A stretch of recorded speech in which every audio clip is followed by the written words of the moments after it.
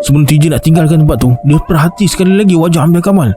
Sepasang matanya yang nak tersembul tu macam minta pertolongan. Renungannya begitu sayu dan dia nampak Amjad Kamal menangis. TJ rasa kesian pula. Kemudian dia tarik nafas dalam dan beranikan diri untuk bertanya.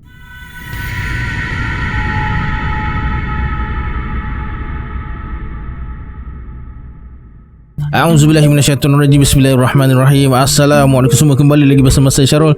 Terima kasih sebab dah klik video ni. Semoga yang menonton video ni dia tambahkan rezeki dan memudahkan urusan dunia dan akhirat. Hari ini saya akan sambung cerita bercakap dengan jin siri 101 dan 102. Yang mana terlepas siri-siri sebelum ni, saya dah letakkan link playlist dekat bawah. Sila like, subscribe dan komen dalam video ni. Pada yang nak join grup Telegram saya dah letakkan link dekat bawah. Pada yang nak menyumbang untuk bangunkan channel ini, boleh tekan simbol ni pada hujung kotak komen di bawah. Saya ucap keribuan terima kasih.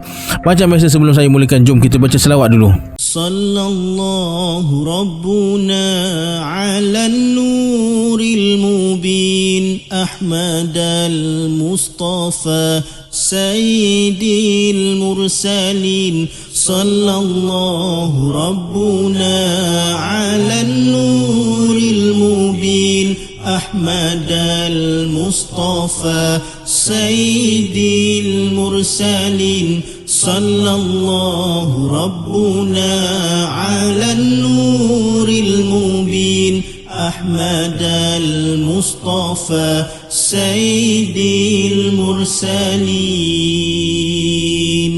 Tanpa buang masa lagi, jom let's jump to Rabak Seram.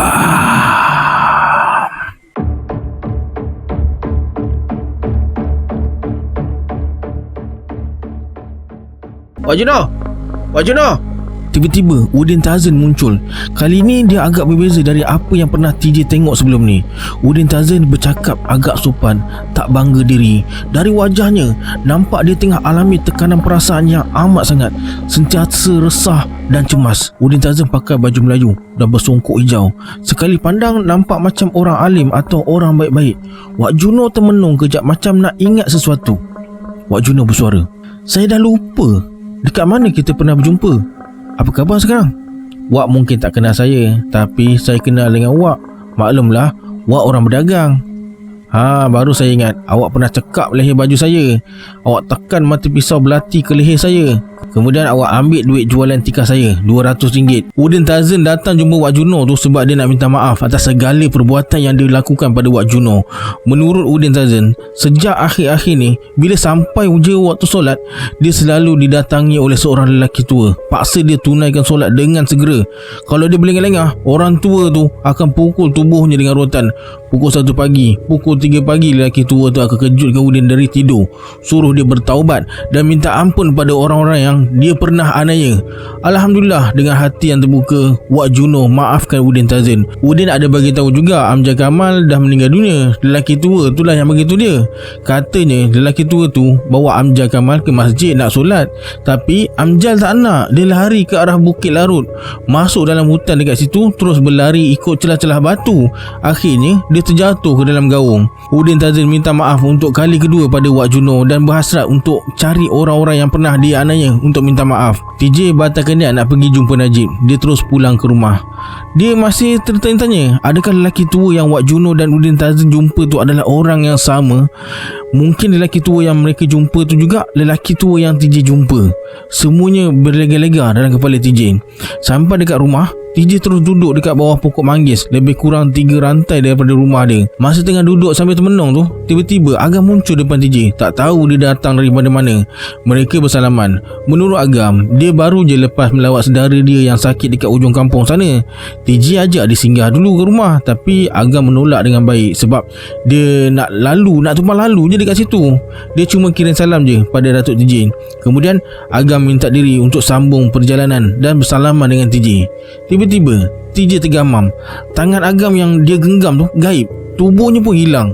TJ terdengar orang melangkah dekat sebelah kanan. Dia toleh dan nampak daun-daun pokok bergerak macam baru dirempuh sesuatu.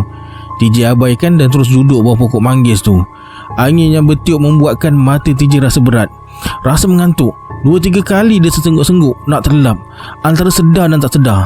TJ macam terpandang lelaki tua yang diperkatakan oleh Wak Juno berdiri depan dia. Anehnya, bila TJ buka mata luas, bayang lelaki tua tu hilang. Berulang kali jadi macam tu. Akhirnya TJ rasa berhayal. Perasaan dia macam mengembara ke satu tempat yang amat jauh. Rempuh padang, rempuh paya dan hutan belukar. Berhenti dekat tebing sungai yang airnya mengalir jernih. Kau pernah tengok aku? TJ segera angkat kepala menatap lelaki tua yang berdiri depan dia. Lelaki tua itulah yang dia jumpa dalam bazar itu, Datuk Siagam. Sekarang dah berdepan dengan aku, kau masih fikirkan tentang aku lagi? Kata lelaki tua tu. TJ terdiam, tak tahu nak jawab apa. Lelaki tua tu tak jauh beza je dengan orang-orang tua yang berada dekat kampung TJ. Cuma yang peliknya, lelaki tua depan TJ ni, dia boleh muncul dan hilang dengan tiba-tiba. Lelaki tua tu bagi ceramah pendek pada TJ. Menurut lelaki tua tu, dia lebih tua daripada Datuk TJ. Dunia dia, kampung halaman dia, asal usul dia sama dengan Agam. Kemudian TJ bertanya tentang Amjad Kamal. Kata lelaki tua tu, memang betul Amjad Kamal dah mati jatuh gaung. Dari tebing tinggi, lelaki tua tu nampak tubuh Amjad Kamal terkapar dekat situ, tak bergerak-gerak. Lelaki tua tu turun ke bawah nak tengok dengan lebih dekat lagi, tapi tubuh si Amjad Kamal ni dah hilang, tinggal kesan darah je. Dia yakin Amjad Kamal akan tuntut bela, terutama sekali pada orang yang pernah nampak dia berlawan dengan Agam ni. Mengikut andaian orang tua tu, lelaki tua tu lah, Amjad akan tuntut bela dalam bentuk lain. Kamu kena berhati-hati, kata lelaki tua tu. TJ tergamam. Macam-macam benda buruk datang dalam fikiran dia. Jangan susah hati. Bahu kanan TJ dia tepuk 2 kali. Aku nak balik dulu, kata lelaki tua tu. Kali ni suara dia terdengar sayup-sayup je. Bahu kanan TJ terasa amat sakit. Lelaki tua tu yang tadi nampak jelas terus bertukar jadi sama-sama dan berbalam. Akhirnya terus hilang. Astaghfirullahalazim. Cepat-cepat TJ tulis kiri, tulis kanan. TJ puas hati. Apa yang selama ini jadi tanda tanya dah pun terjawab. TJ nak bagi tahu Najib apa yang dia alami dan suruh Najib ni rahsiakan. Pada datuk dan nenek dia pun TJ nak rahsiakan juga perkara ni. Masa TJ baru je nak melangkah nak balik ke rumah, terdengar Najib panggil dia. Lebih kurang 3 rantai dari tempat dia berada sekarang. Dekat sebelah Najib ada seorang budak muda. TJ tak kenal budak tu. Mungkin keluarga atau kawan rapat Najib. Najib dan budak muda tu terus mendekati TJ. Ramli Ahmad dari kota Sarang Semut, Kedah. Najib perkenalkan sepupu dia pada TJ. Mereka saling berkenalan. Disebabkan tak tahu nak ke mana lepas tu, TJ ajaklah pergi tengok jerat pelanduk. Tapi Najib tak setuju. Akhirnya mereka bertiga ke warung Pak Mahnoh minum kopi. Kata Najib, sepupunya bersekolah di sebuah sekolah Inggeris dekat negerinya lah. Musim cuti sekolah, dia suka habiskan masanya dengan mengembara dalam hutan, panjat gunung dan berkemah dekat situ dengan kawan-kawan dia. Tapi cuti kali ni orang tua dia tak bagi dia masuk hutan atau daki gunung. Jadi dia datanglah kampung tu. Banyak pengalaman menarik yang Ramli cerita masa daki gunung. Lepas minum, mereka bertiga ke gelangan silat, kemudian ke rumah Pak Din yang pandai buat wow dan gasing. Akhirnya mereka berkubang dekat sungai. Dah kecut kulit badan tu, baru nak naik untuk pulang ke rumah masing-masing. Dan mereka berjanji nak berjumpa lagi petang esoknya. Seminggu Ramli dekat kampung tu, macam-macam benda mereka buat. Ramli ni pula pandai buat lawak, tak kering gusi dibuatnya. Tak heranlah masa dia nak balik ke kota Sarang Semut tu, TJ dengan Najib macam keberatan nak lepaskan dia. Sebenarnya Ramli nak balik minggu depan, tapi orang tua dia dah datang awal. Dia tak boleh buat apa-apa lah. Beberapa jam lepas Ramli tu pulang, TJ tinggal ke rumah Najib. Tapi hasrat mereka nak pergi ke Halo Star tu masih tetap ada. Bila sampai waktunya nanti, mereka akan pergi juga. Disebabkan hari dah nak gelap, TJ ikut jalan pintas nak ke rumah. Bila ikut jalan tu, bermakna TJ terpaksa lalu kawasan getah yang amat luas dan sunyi. Cuma ada sebuah rumah je dalam ladang getah tu. Rumah tu pula dah lama tak berpenghuni, tapi masih ada beberapa ekor anjing yang tunggu dekat situ. Pemilik rumah tu seorang lelaki India yang berusia sekitar lebih kurang 40-an. Dia ditugaskan oleh pemilik ladang untuk awasi pokok getahnya dari ditoreh secari curi pada sebelah petang oleh orang yang tak bertanggungjawab. Kira-kira 3 bulan yang lalu, lelaki India tu mengamuk. Dia kejar 2 orang anak lelakinya yang berusia sekitar 16 ke 17 tahun dari pangkal ladang tu hingga ke hujung ladang dengan pisau sabit. Dia jadi macam tu sebab kecewa dengan isterinya yang lari dari rumah ikut lelaki lain.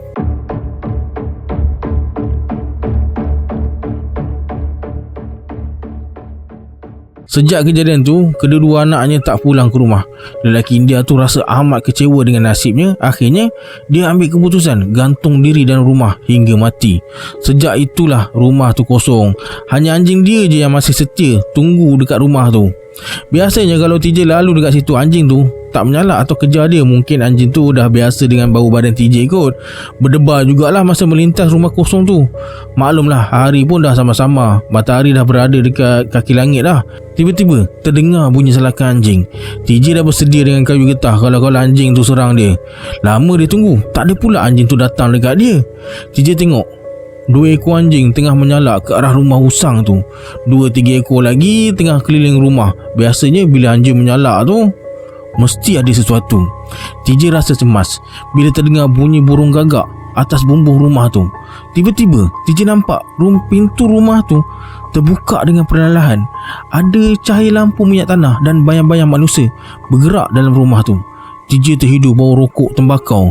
2 kali TJ terdengar suara orang batuk dan diikuti dengan suara orang bercakap. TJ pasti yang bercakap tu seorang lelaki Melayu dan seorang lelaki India. Mereka bercakap tentang masalah duit. TJ nekat nak pergi ke rumah usang tu. Anjing-anjing tu tak menyalak bila nampak TJ. Sebab saja TJ berdiri depan pintu rumah tu, TJ bertanya, "Siapa dekat dalam?" "Aku." "Kenapa? Apa yang kau mahu?" TJ tak menjawab. Tapi terdengar suara orang ketawa memanjang dalam rumah tu. Kemudian TJ jenguk ke dalam rumah. Dia nampak lampu minyak tanah terlekat dekat dinding. Sesekali terdengar suara orang berbisik. "Ya Allah!" TJ terkejut. Dia nampak Ranjan, pemilik rumah usang tu, tiba-tiba berdiri depan dia. Macam mana orang yang dah mati boleh hidup balik? TJ nampak ada kesan luka dekat leher Ranjan. Ranjan terus renung je TJ sambil buka mulut dia perlahan. Bila mulut dia dah tengah-angah, TJ nampak lidah pucatnya bergerak-gerak, membesar dan menjulur sedikit demi sedikit hingga ke paras dada. Lidah tu terbuai-buai ke kiri ke kanan. Serentak dengan tu terdengar suara orang bersorak yang datangnya dari arah kiri kanan rumah. Bunyi dengung lalat langau macam nak pecah genggenang telinga TJ. TJ terus tekuk telinga. Kemudian Ranjan angkat kedua belah tangannya menghala ke arah leher TJ. Cepat-cepat TJ pusingkan badan dan terus berlari secepat yang mungkin. Tiba-tiba terdengar suara, "Hei, nanti dulu Tama." TJ toleh ke kanan. Langkah dia berhenti. TJ nampak Amjad Kamal berdiri bawah pokok cempedak. Sepasang matanya yang nak tersembul tu merenung ke arah TJ. Kulit dahinya terkoyak sampai nampak tulang keningnya. Darah segar mengalir di kedua belah pipinya. Daging pipi sebelah kiri tergantung keluar. Tulang dagu dia terkopak. Telinga kiri dia terkoyak. Bibir bawahnya pecah. Hidung tak ada. Kulit dekat leher terkopak. Urat dengan tulang leher jelas kelihatan. Halkum dia bergerak-gerak, lemah bercampur dengan darah. Baju dan seluar yang dia pakai tu semuanya koyak rabak. Sebelum TJ nak tinggalkan tempat tu, dia perhati sekali lagi wajah Amjad Kamal. Sepasang matanya yang nak tersembul tu macam minta pertolongan. Renungannya begitu sayu dan dia nampak Amjad Kamal menangis.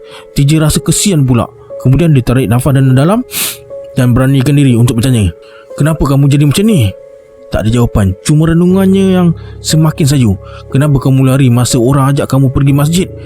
Tak ada jawapan juga. Bila lama-lama TJ tengok mata dia yang tak berkedip tu, TJ rasa seram pula. TJ terus berlari ke rumah. Sambil berlari tu, TJ toleh belakang. Dia nampak Amjad Kamal dah dekat dengan dia. Tangan Amjad Kamal tergapai-gapai macam nak paut baju TJ. Ketika itu juga TJ teringat cakap lelaki tua ganjil tu, Amjad Kamal akan kembali dalam bentuk dan cara lain untuk jahanamkan sesiapa saja yang pernah halang cita-cita dia. "Tama, ke mana kamu nak pergi?" TJ pasti itu suara datuk dia. Tapi dia tak mampu nak perlahan ke langkah sebab Amjad Kamal kejar dia dekat belakang. Terdengar lagi suara datuk dia. TJ toleh ke kiri. Terus dia terlanggar pokok petai. Bahu kiri rasa nak tercabut. Amjad Kamal dengan wajah yang menakutkan tadi terus hilang entah ke mana. Cuaca semakin gelap. Dalam keadaan terhuyung-hayang tu, ada sepasang tangan kasar peluk badan TJ dengan kuat. TJ terus meronta-ronta dan suara datuk dia masih terdengar lagi. Wajah dia tak nampak. Kemudian TJ hempas tubuh orang tu ke perdu petai.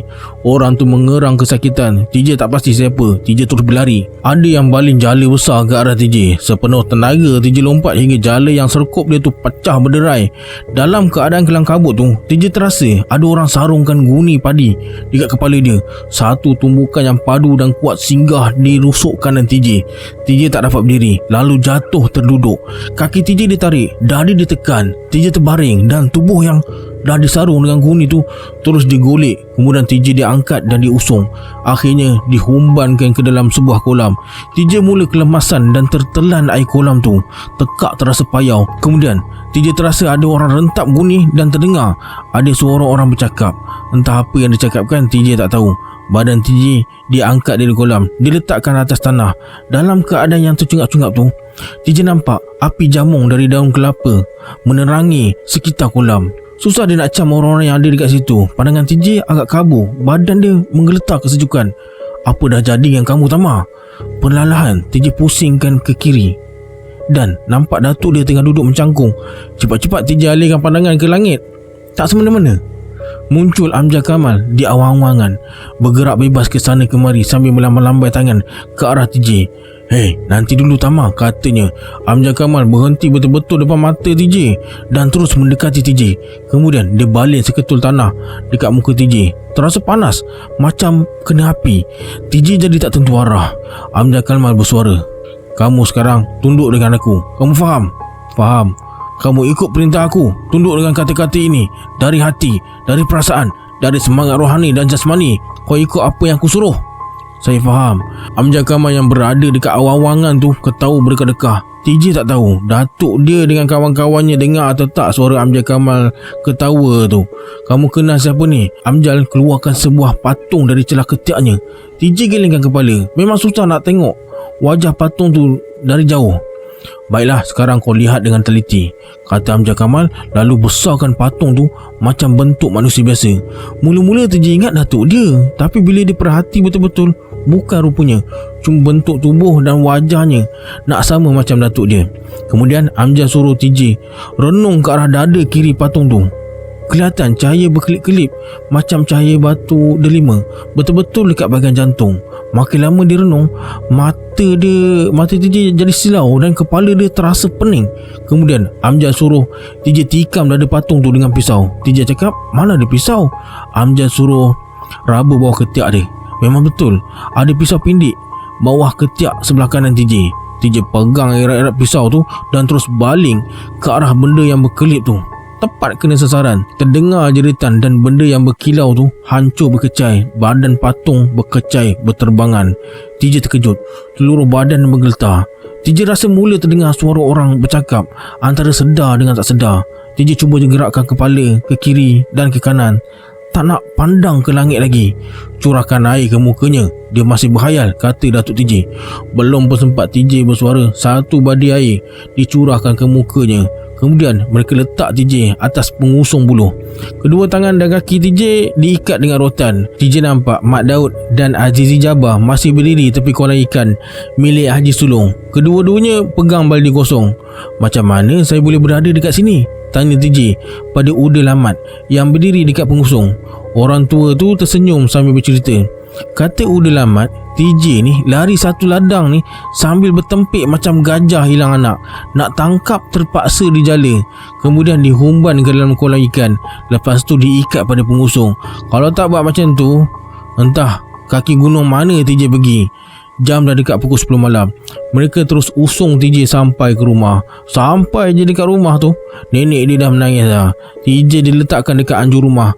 Datuk TJ larang orang perempuan berada dekat situ. Lebih kurang 10 minit TJ dibiarkan atas pengusung dekat anjur rumah.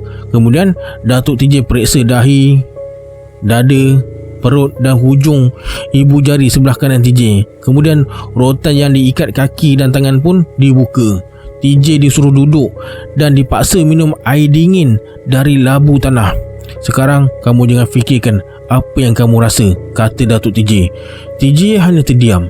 Susah dia nak lupakan apa yang dia alami. Lepas tu Datuk TJ suruh TJ pergi mandilah. Matanya tertumpu pada wajah nenek TJ. Tanpa buang masa, nenek TJ datang dekat TJ dan sapu sejenis minyak pada pergelangan kaki dan tangan TJ supaya bekas rotan dekat tempat tu tak bengkak atau luka. Kemudian nenek TJ papah TJ ke bilik mandi. TJ disuruh meniarap atas simen dengan dagu dilapikkan dengan tempurung jantan. 3 kali nenek dia jiruskan air atas pusat. Setiap kali air tu sentuh pusat TJ, sejuknya bukan kempalang, terasa meresap hingga ke tulang belakang. TJ tak berani nak membantah. Upacara mandi malam tu diakhiri dengan mandi air daun pandan yang dah direbus, dijiruh dari bahu sebelah kanan membawa ke kiri. Air tu tak boleh sentuh kulit tapak kaki. Lepas tu TJ dibalut dengan kain pelekat dan dibawa ke anjung rumah semula. Kawan-kawan Datuk TJ yang bantu dia tangkap TJ dekat ladang getah tadi semua dah pulang kecuali Uda Lamat. Okey, sampai sini dulu kisah bercakap dengan jin ni. Kita berjumpa di siri akan datang. Saya Syarul. Assalamualaikum. Adios.